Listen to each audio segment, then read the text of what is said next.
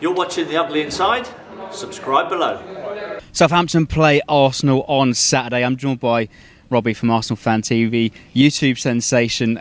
We've got together and we thought we'd give you our combined 11. So that's a squad made up of all of the Arsenal players and Southampton players. We're going to play a 4-3-3. Would that sound about right?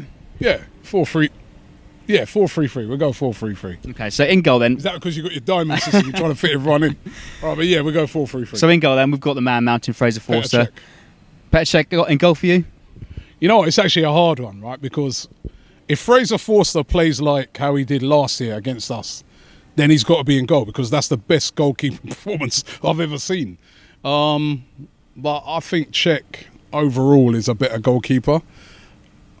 You know what, I'm on your channel, I'm going to be generous with this one. I'll give you Fraser Forster in goal. I'll take that. Man mountain, Fraser Forster between the sticks. Okay, then right back, we've got Cedric Soares. You know what, I was quite impressed with that Cedric in the Euros. Good player, but I'm going to go for Bellerin. So for me, Bellerin, right now, I can't think of a better right back in the Premier League, so I'm going for Hector Bellerin. Unfortunately for me, I have to agree with that. Bellerin is one of the top talents in the league at right back. So Forster, Bellerin so far. At the back then, should we go a combination or one of each? What, we going centre back now? Yeah. So we've got a new, you know what? Quite interesting now, you know what I mean? Because definitely Koscielny's got to be in there because to me, again, one of the best centre backs in the country. You've got two really, really good centre backs in Van Dijk and Font. But then we just brought in a new guy, Mustafi, as well, who's like pretty decent as well. So I'm going to be generous again, right?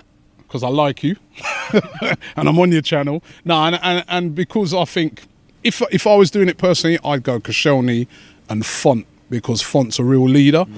And Koscielny's not really a leader. He's just a good centre half and Font would be able to tell him what position. So I'd go with those two. I don't know what you're saying. Fonte's also, like you said, a leader, club legend for us. Anyway, been through the journey for 7 years from League One to the Premier League. But Van Dijk as well has got to be a notable mention.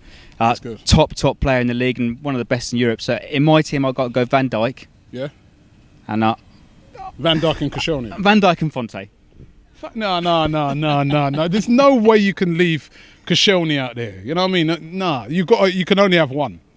There's no any Premier League back four's got to have Koscielny in it. So nah, I'm not having that. You got to have Koscielny in it. We'll leave that up for the debate in the comments below. What was your fans? Yeah? Right, okay. Koscielny or Van Dijk. Okay. So are we unanimous on Fonte? I'll go Fonte and Koscielny. Okay. Yeah. So in the comments, let us know. Oh no, in the iCard and the vote. So let us know Koscielny or Van Dijk at the back, partnering Jose Fonte. So Arsenal fans jump on it. Yeah. We win all polls. All right. At left back, then we've got Ryan Bertrand. Good player. Remind me of your left back.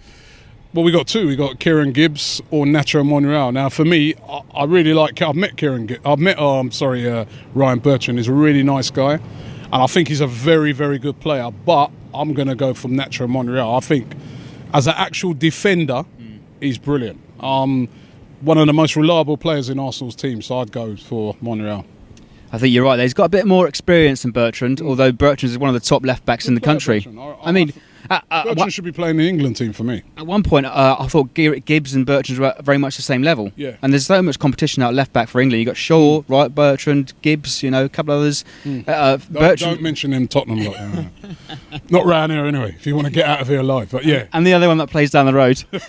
Yeah, that's better. Left back, I'll go with Nacho and Monreal just for a bit more experience alongside Jose Fonte. Thank you so much. When it comes to the midfield now, you're in trouble, you know that. Because we're going to go 4-5-1. Granit Xhaka, I'd say, is the holding midfielder. This guy's quality. You'll get to see him this week, but he's quality. We're very much blessed with centre midfielders right now. We've got Stephen Davis, Oriol Romeu, and Pierre-Emile Højbjerg. One of the best. Hold on a minute. One of the best emerging talents in Europe, I'd say. Højbjerg. Listen, hold on. Did you hear what I just said? Granit Xhaka.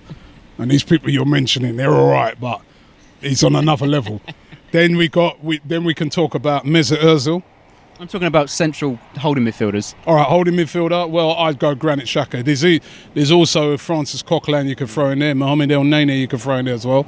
But I'll go Granit Xhaka. What about Cazorla? Is he holding midfield or attacking midfield? He's more, with Granit in there, he's more of an attacking. So I'd have him a bit further forwards. Okay. Alongside Mesut Ozil. Right. I'd agree with Xhaka, top player in Europe, not just Arsenal.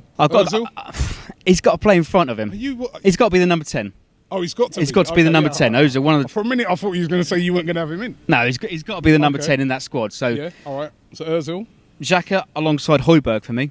So Højbjerg alongside Xhaka in midfield. Okay. Who would you say another holding midfield, or would you play?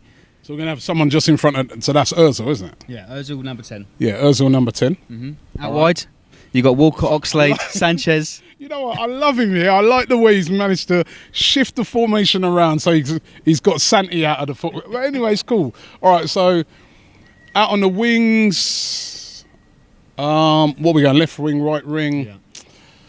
Yeah. Left wing. I'm going to have Got a couple of ex-Saints in there as well. Don't forget. Yeah, but on the left though, I'm going to put. I don't think there's any. Thing, we can say Alexis Sanchez put on the left. On the right, what's Tadic play, on the right or left? Tadic can play left, right, or mid, or in the middle. I'd have Tadic because I really, really like him as a player. But Theo Walcott started off his season really well. He's looking pretty hungry at the moment. He's got a lot to prove this season. He hasn't really done it since he moved from you guys.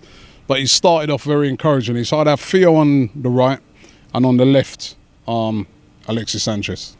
Sanchez has got to be in my team as well. We're not actually blessed with too many wingers at the moment. We've got Nathan Redmond and Tadic. Those really are the only sort of wingers, and I would say, unfortunately for us, Redmond isn't as top quality as Walcott, or perhaps he's on the same level of Oxlade. Up and coming player. I think he's going to be. I a top. I remember him when he was playing for Norwich, and he's a top talent. So let's go up top then. Up top, I'm going to go Giroud. I think Giroud. He played really well in the Euros. He's a very underrated player. The only thing he really lacks is pace, but he's a good finisher. He's a presence. He'll give any defence a lot of problems. And for me, Giroud's got to go up top. If this time last season, I would have easily said Graziano Pella.